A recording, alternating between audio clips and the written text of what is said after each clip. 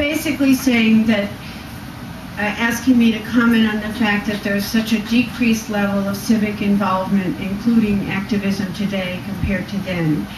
And my only comment is I am reading different newspapers than you, or different media than you, because I actually think there's more activism today by a long shot than there was then. I mean, I spent the 60s as an organizer, and I can't tell you how many demonstrations I called that nobody came to. And I worked on campuses all over Washington for 2 years intensively, and we had to struggle to get students to come out and be political. There was a massive involvement in the counterculture, but it was very unfocused. And whereas American University could mobilize 1,000 students to have a sit-in after the first drug bust on campus, when we were protesting against the war, we were lucky if we had 150 people. So I think, but I know what you're responding to, which is the public sense that there isn't an edge. We had this edge in the 60s, that our activism was disruptive. It was not in terms of what we did, but in terms of the public consciousness. And we felt powerful, basically. That was because even then, I mean, I remember the Christmas of 1969, one of the things that we all noticed was everybody was just going about their business as usual. You know, it was one of the things that provoked Weatherman. You know, there's a story in the book about Bernadine Dorn tells, you know, the story about it was that she had been down in the Loop in Chicago, and there was no awareness of the war in Viet Nam, no awareness of poverty. It was just this frenzy of shopping, and us feeling like we had to smash into this somehow or another, like get people's attention. And that's what provoked her to say her most outrageous comment. So I think that... I guess what I wanted to comment on was that combined with the extreme drift toward the right in American politics, where someone like Richard Nixon is now viewed as a left-wing Republican, and Bill Clinton is far to the right of what Nixon did with wage and price controls. Mm-hmm. And Bill Clinton is basically a reactionary Democrat. He's a wonderful sales guy.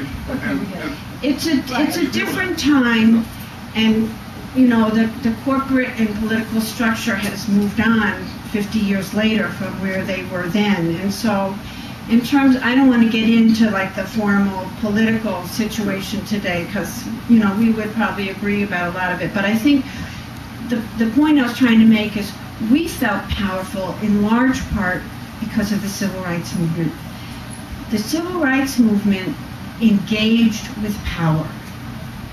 And to some extent later, the women's movement did that a little bit. But the civil rights movement engaged with power and fundamentally changed the paradigm of this country in a way that nothing else had done for, 75 years.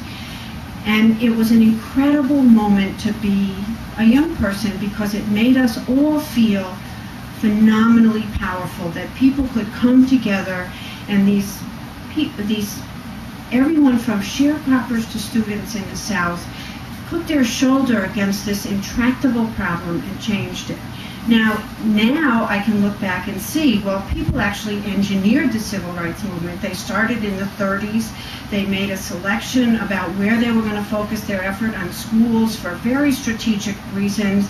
They made 4 or 5 attempts to get a court case up to the Supreme Court, which were knocked out of the field by technicalities, until they finally got Brown v. Board of Education, and they nursed it through the system and got this decision. I mean, this was very carefully planned by a number of activists to come out of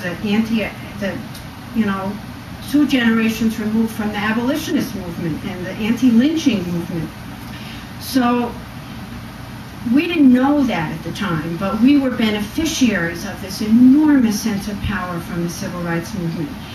The anti-war movement engaged with power in a very limited way around one particular war. but we did not engage with power around American foreign policy, around the military-industrial complex and the direction it was going in, around corporate America, around this flooding consumerism and advertising industry and TV that just took off during the 60s. We didn't engage with power around any of that. And the women's movement engaged with power in a limited kind of way by changing the conversation among middle-class people about women. And that was very powerful. But nothing like that has happened in the last 15, 20 years to give people a sense of power. I think way more is happening today than happened then. I mean, we were coming out of the 50s.